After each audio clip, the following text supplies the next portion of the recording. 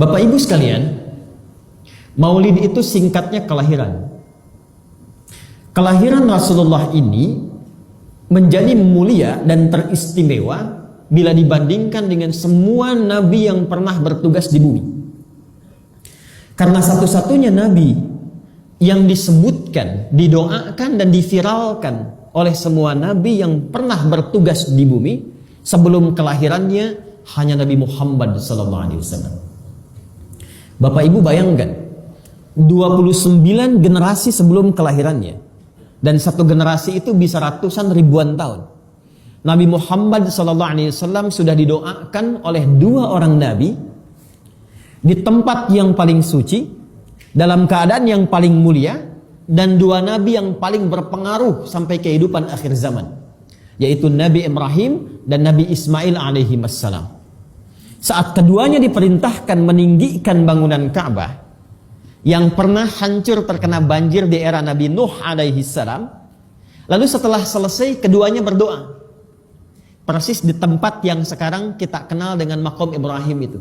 Perhatikan kalimatnya, Rabbana wab'ats fihim rasulan minhum yatlu 'alaihim ayatika wa yu'allimuhumul kitaba wal hikmah wa yuzakkihim. Perhatikan ujungnya, innaka antal azizul hakim.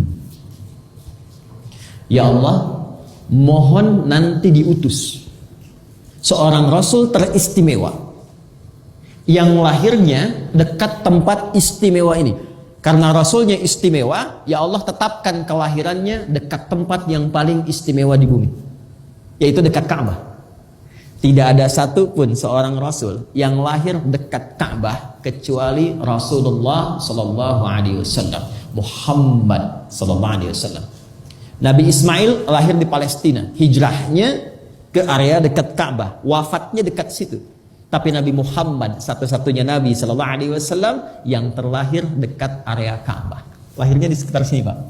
Kurang lebih. Ini ada bangunan warna krem di sini, dituliskan Al-Maktabah Al-Qadimah. Di sini area tempat lahirnya Nabi Muhammad sallallahu alaihi wasallam.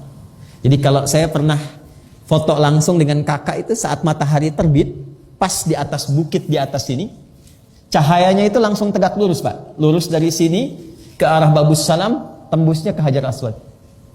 Itu yang paling menarik, ya.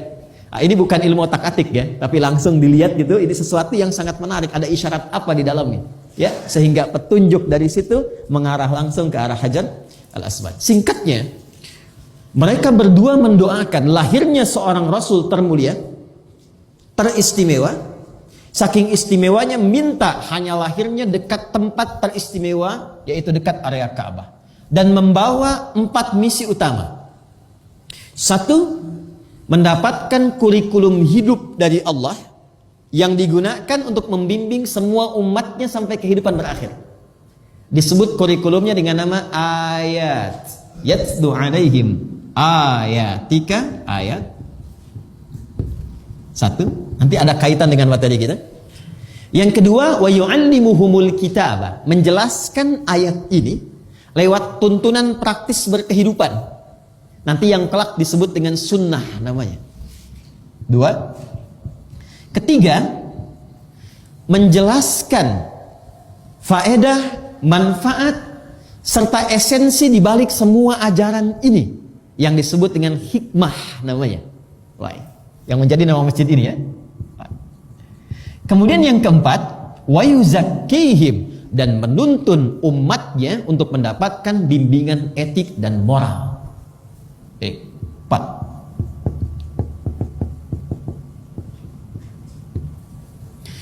Innaka antal azizul hakim, sungguh hanya engkaulah ya Allah yang maha perkasa dan maha bijaksana.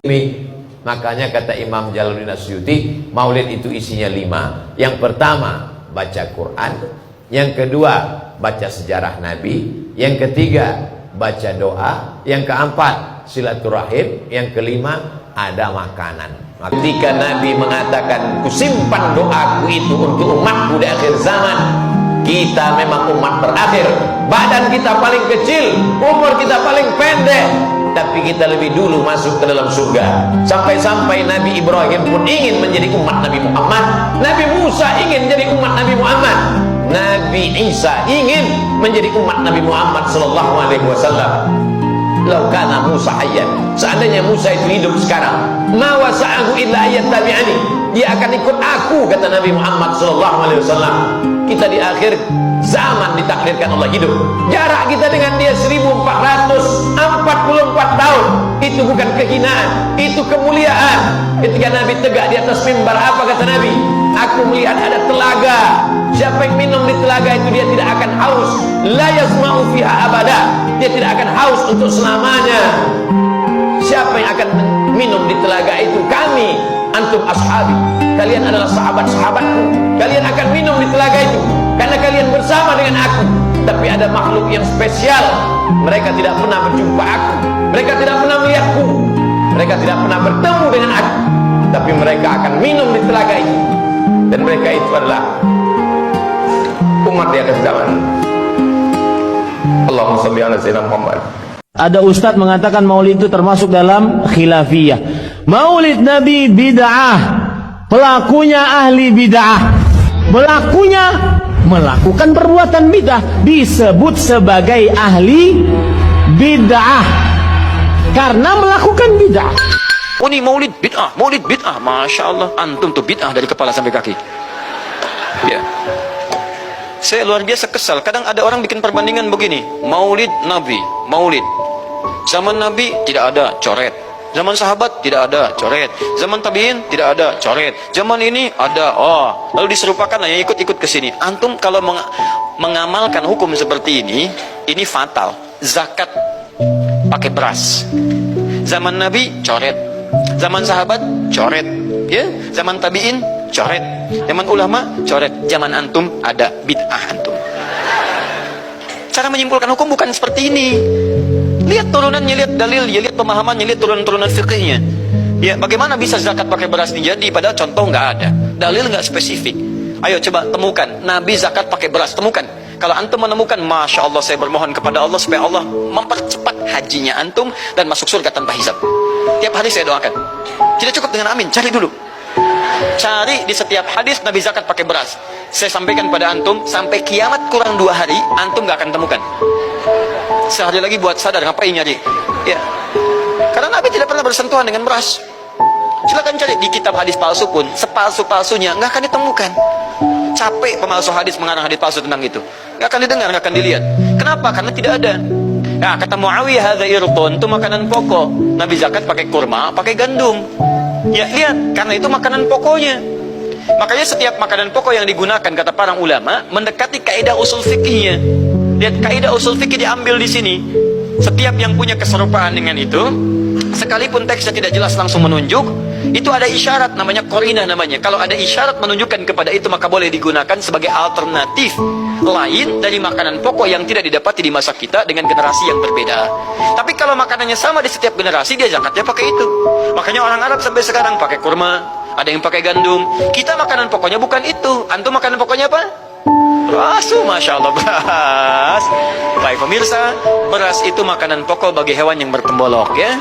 Ayam, bebek itu beras. Baik, makanan kita nasi, dan nasi bersumber dari beras. Baik, nasi bersumber dari beras. Jadi kalau kita ingin zakat pakai beras, boleh tidak? Nah, lihat bagaimana cara pendekatannya. Dalil belum ditemukan aslinya. Seperti maulid tadi, menyikapi dengan taklim macam-macam, nggak ada nas aslinya. Tapi korinahnya ditemukan, sama-sama makanan pokok, sama-sama taklim, sama-sama meminta untuk ikut ajaran, sama-sama mereka ingat tentang Nabi sallallahu alaihi wasallam. Maka semua hukum itu kita terapkan, jadilah hukum terapan dalam kehidupan kita. Paham? Dan itu tidak disebut dengan bid'ah. Jelas ya? Bid'ah. Nah, sekarang bagaimana para sahabat menyikapi kelahiran Nabi sallallahu alaihi wasallam, kedatangan Nabi sallallahu alaihi wasallam, dan menyikapi keberadaan Nabi sallallahu alaihi wasallam? Bukan cuma lahirnya, tapi setiap kedatangannya. Nabi datang dari Madinah, dari Mekah ke Madinah disambut oleh para sahabat yang ada di sana. Nabi datang dengan perang Tabuk, dari perang Tabuk disambut oleh para sahabat di sana. Tala al-badru alaina min thaniyatil wada'i, wajaba syukru alaina bada'alillahi da'i. Masya Allah, disambut dengan madid. Bukti kesenangan mereka kepada Nabi sallallahu alaihi wasallam. Ada yang memuji Nabi sallallahu alaihi wasallam seperti Hasan bin Thabit, buat puisi-puisi memuji Nabi. Seperti Zuhair bin Abi Salma, tadinya musuh Nabi, begitu masuk Islam memuji Nabi sallallahu alaihi wasallam. Ada yang lagi kemudian menghormati Nabi dengan kedatangannya, dengan mengikuti Nabi kemanapun. Nabi mencontohkan, amalkan. Nabi mengajarkan, ikuti. Masya Allah. Begitu Nabi meninggal, diabadikanlah kemudian nilai-nilai penghormatan itu. Ada yang menulis sejarah tentang Nabi. Ada yang menulis pujian kepada Nabi dalam bentuk sholawat. Ada yang menulis tentang amalan-amalan Nabi. Ada yang menulis tentang pengajaran-pengajaran Nabi. Dikumpulkan dan sampailah itu kemudian kepada kita semuanya. Dan itulah cara terbaik menyikapi tentang maulud dan maulid. Apa cara terbaiknya? Keluarkan ayat-ayat Qur'annya. 1. Quran surah ke-33 ayat 21-nya. Laqad kana lakum fi Rasulillahi uswatun hasanah. Sungguh ada pada diri Nabi sallallahu alaihi wasallam suri teladan terbaik untuk kita. Maka jika antum misalnya hadir momentum kelahiran Nabi sallallahu alaihi wasallam, maaf, biasanya kalau ada momentum-momentum tertentu orang bersemangat untuk mengingatnya. Silahkan cek. Hari pahlawan, ingat para pahlawan. Hari pahlawan berakhir, tidak ingat lagi. Hari kemerdekaan, ingat sampai pinang dipanjat-panjat. Ya, begitu dipanjat, kenapa panjat pinang? Masya Allah, menghormati pahlawan. Ada pahlawan sampai naik panjat pinang. Luar biasa. Ada yang tarik tambang, ya, menghadirkan energi para pahlawan. Antum bisa bayangkan, momentumnya ada. Begitu hilang itu semua, tiba-tiba hilang lagi kemudian ingatan kita. Artinya, selalu ada momentum untuk mengajak kita mengingat sesuatu. Begitu Ramadan, ingat lagi amalan. Hilang Ramadan, hilang lagi kemudian amalan. Nah, jadi apa yang terbaik dihadirkan? Ketika ada momentum itu, maka para ulama kemudian mencoba untuk menampilkan nilai-nilai tadi untuk mengembalikan kita pada tuntunan Nabi sallallahu alaihi wasallam.